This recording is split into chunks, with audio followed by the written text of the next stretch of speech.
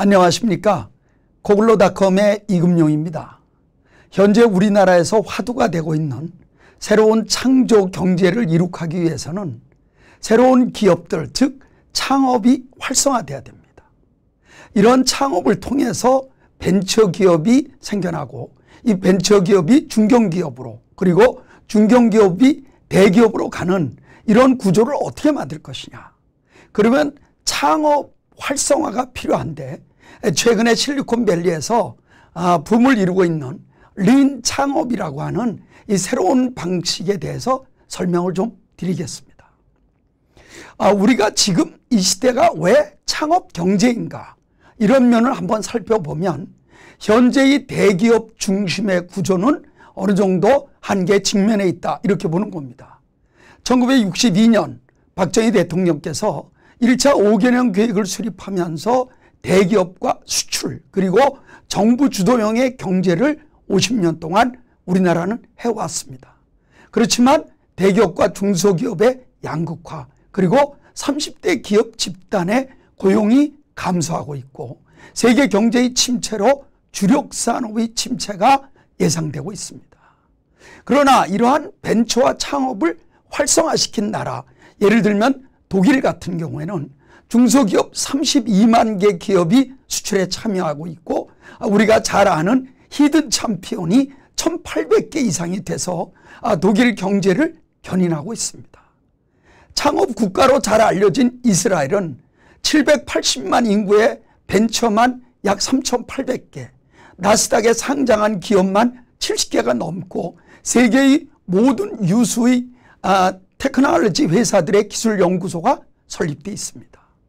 스위스의 경우도 중소기업이 전체 GDP의 70%를 차지하고 있고 특히 기초기술과 혁신기업이 결합해서 노벨 과학상 수상자만 약 20명을 배출하고 있습니다. 물론 우리나라도 이러한 벤처기업의 약진 추세가 계속되고 있습니다. 현재 벤처 인증받은 기업만 약 2만 8천 개가 있고 매출이 1000억이 넘는 천억 클럽이 벌써 381개 업체가 돼서 매출만 77조, 전체 우리나라 GDP 비중의 6.7%를 차지하고 있고 종업원 고용 신장률도 약 17%에 달하고 있습니다. 우리가 제4의 물결이라고 얘기합니다.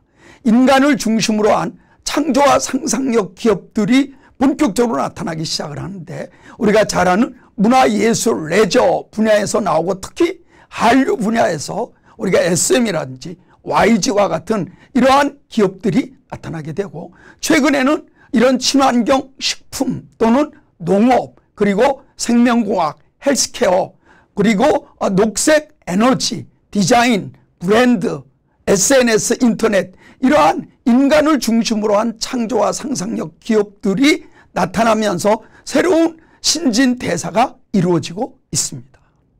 그러면 이러한 창업, 특히 벤처기업으로 가기 위한 창업을 활성화하기 위한 린 스타트업이라고 하는 것은 과연 무엇이고 왜 이것이 실리콘밸리에서 현재 창업의 주류가 되고 있는가에 대해서 설명드리도록 하겠습니다.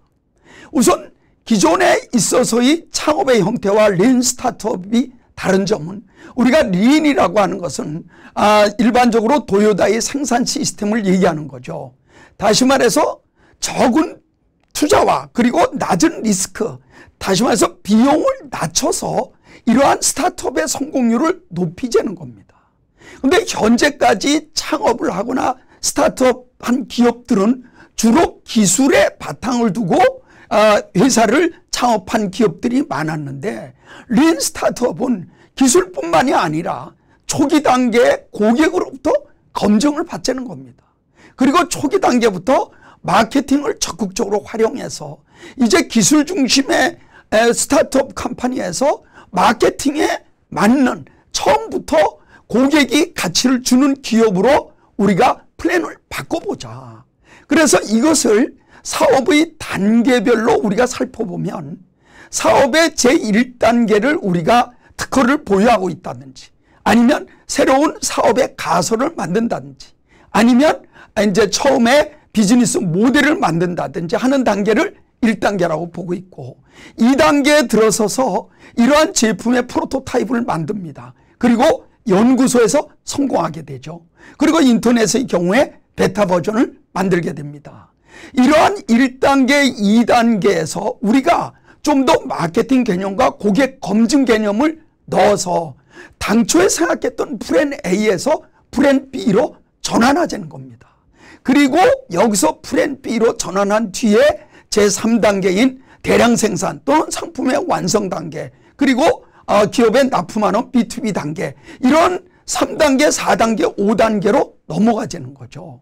그래서 그동안 우리가 사업이라고 얘기하면 1단계에서 5단계 전체를 봐왔지만 이제는 1, 2단계의 스타트업과 3, 4, 5단계의 엔터프라이즈의 개념을 분리시키자는 것이 기본적으로 린 스타트업의 기본적인 특징입니다. 그럼 이 린 스타트업이 왜 중요하냐? 이러한 어떤 기업이든지 그 기업이 최종적으로는 고객의 호응을 얻어야 되고 고객의 가치를 줘야 되기 때문에 초기 단계에서부터 이 고객의 검증과 마케팅의 4P, 우리가 말하는 예를 들면 프로덕트, 프라이스, 플레이스 또는 프로모션, 이런 개념을 도입하자는 것입니다. 특히 제가 많은 벤처기업들을 만나보면 기술 개발에 대한 아이디어는 좋은데 과연 이걸 누구한테 팔 건지, 또 이 제품에 대한 업의 개념이 무엇인지, 과연 이 제품을 무료로 제공할 건지 이익은 얼마를 할 건지, 가격은 어떻게 할 건지, 이러한 것과 동떨어진 기술만 완성시키는 이런 단계의 스타트업 컴퍼니가 실패할 가능성이 굉장히 크기 때문에 초기의 마케팅 개념을 접목을 시키자는 것이 린 스타트업의 중요성이 되겠습니다. 그래서 이 린 스타트업은 특히 우리나라에서 한번 사업에 실패하면 다시 재기하기 어렵다, 이런 얘기를 많이 하는데, 스타트업과 엔터프라이즈를 분리함으로써 스타트업 단계, 다시 말해서 비즈니스 모델을 만들고 시제품을 만들고 베타 버전을 만드는 이런 단계의 그 스타트업은 활발하게 하자는 겁니다. 그리고 이런 활발한 스타트업을 우리가 좀 더 활성화시켜서 여기서 어느 정도 정리된 상태에서 3단계, 4단계, 5단계로 가자는 것이고, 이것이 지금 실리콘밸리의 이런 새로운 주류다, 이렇게 생각하면 되겠습니다. 그럼 과연 이런 스타트업을 활성화하려면 어떻게 해야 되느냐? 우리가 스타트업, 다시 말해서 기업가 정신을 가진 사람들을 더욱더 많이 만들어내고 여기에 대한 기반을 우리가 확대해야 되는데, 저는 우선 대학교에서부터 이런 기업가 정신을 활성화시켜야 된다.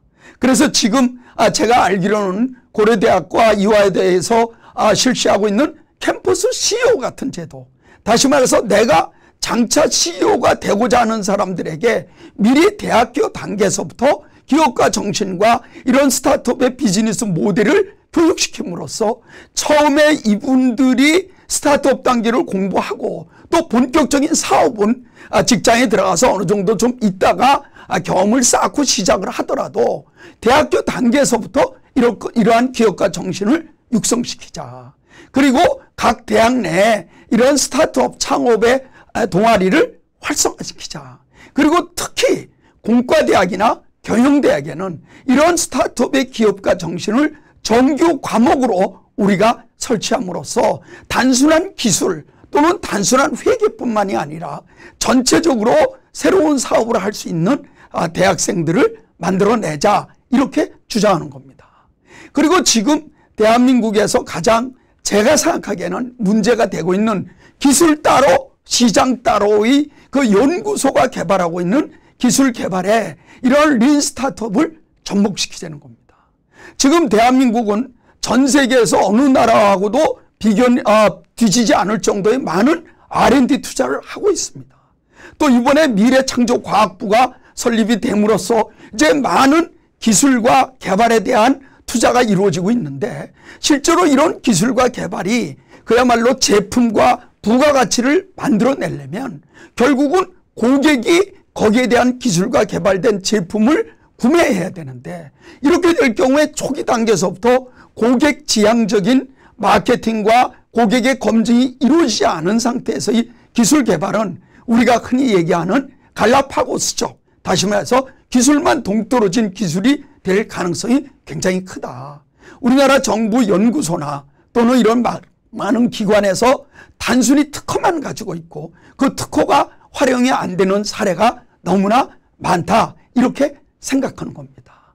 그래서 이러한 정부 출연기관, 또 그리고 대학과 기업의 산학협력, 이러한 산학협력에 의한 나온 기술들도 이러한 린 스타트업을 접목시킴으로써 적은 투자와 그리고 낮은 리스크로서 우리가 올바른 벤처기업을 육성하는 기본적인 계기가 돼야 된다, 이렇게 생각하는 거죠. 이러한 린 스타트업 활성화를 위한 또 다른 제언은 이제 정말 이런 민간 창업센터를 대폭 활성화해야 된다는 겁니다. 제 경험으로 보면 지금 현재 창업센터라고 하는 것은 주로 대학이나 지방자치단체에서 많이 지금 설립되어 있습니다. 대학교만 거의 약 한 150군데, 지방자치단체는 모든 지방자치단체가 창업센터를 만들고 있지만 현재의 창업센터는 단순한 장소 임대나 아니면 관리에 머무르고 있다는 거죠. 이 스타트업 기업들을 좀 더 융합을 시키고 여기다가 민간이 참여해서 멘토형 창업센터를 만들어야 된다. 그러려면 성공한 벤처기업인들이나 아니면 지금 약 1,800개 되는 중견기업들, 그리고 1,000억 이상 되는 벤처클럽들, 그리고 벤처캐피탈들, 이런 기업들이 자체적으로 창업 벤처센터를 운영하게 함으로써 그 자기가 가지고 있는 제품과의 클러스터도 이룩하고 또 거기서 성공한 기업인들이 이 스타트업 기업들의 네트워크를 연결하는 소위 말해서 멘토형 창업센터가 이룩돼야 된다. 그래서 소규모라도 그 안에 있는 스타트업 기업들이 처음부터 기술과 또 그리고 멘토의 네트워크 그리고 마케팅이 접목돼서 올바른 비즈니스 모델을 가지면서 사업을 시작하게 되는 계기가 될 수 있다, 이렇게 생각하는 겁니다. 마지막으로 이런 스타트업 컴퍼니와 엔터프라이즈를 분리함으로써 이런 스타트업 컴퍼니에 대한 자금을 어떻게 조달할 것이냐. 우리가 대개 매출이 일어나기 전 기업, 소위 말하면 스타트업 기업인데요, 이런 기업에는 은행의 대출이나 이런 게 사실은 어렵습니다. 그래서 우리가 엔젤 투자라고 하는데 이 엔젤 투자를 보통 3F라고 합니다. 첫 F로 시작되는 기업 사람들이 투자를 많이 하는데 대개 father and family, 가족이나 fiancé and friends, 약혼녀나 친구들, 그리고 뭐 일반적으로 뭣도 모르고 투자하는 풀, 바보들, 뭐 이런 사람들이 투자한다고 그러는데 이런 엔젤 투자자, 그리고 앞으로 이제 대한민국에서도 꼭 있어야 될 클라우딩 펀딩 같은 것들이 이 스타트업 기업에 투자가 돼서 에퀴티, 다시 말해서 대출 형식이 아닌 투자 형식의 스타트업 기업들이 많이 나와야 된다, 이렇게 생각하는 거죠. 그러면 이런 기업들이 설사 비즈니스 모델을 만들다가 실패한다 하더라도 그것은 실패가 아니고 그 실패가 자산으로 남음으로써 또다시 새로운 재기를 또는 더 좋은 모델을 만드는 형태가 될 수 있다, 이렇게 보고 있는 거죠. 이러한 스타트업을 우리가 어떻게 지금 이 시대에서 특히 창조경제를 추구하는 우리 박근혜 정부, 미래창조과학부를 만든 새로운 이 시대에서 다시 말해서 벤처기업의 근간이 되는 스타트업을 활성화시키면서 나라의 경제를 튼튼히 해야 되겠다. 그리고 이제는 이런 스타트업 단계에서의 실패, 도전, 그리고 이러한 추구는 결코 사업의 실패가 아니라 이것이 하나의 자산으로 남고 여기에서 끊임없이 도전하는 사람들이 이 새로운 벤처의 주인공이 되는 이러한 생태계를 대한민국에서도 만들어야 된다, 이렇게 생각합니다. 오늘은 이러한 스타트업 중에서도 고객의 검증과 마케팅 개념이 들어가는 린 스타트업에 대해서 말씀드렸습니다. 고맙습니다.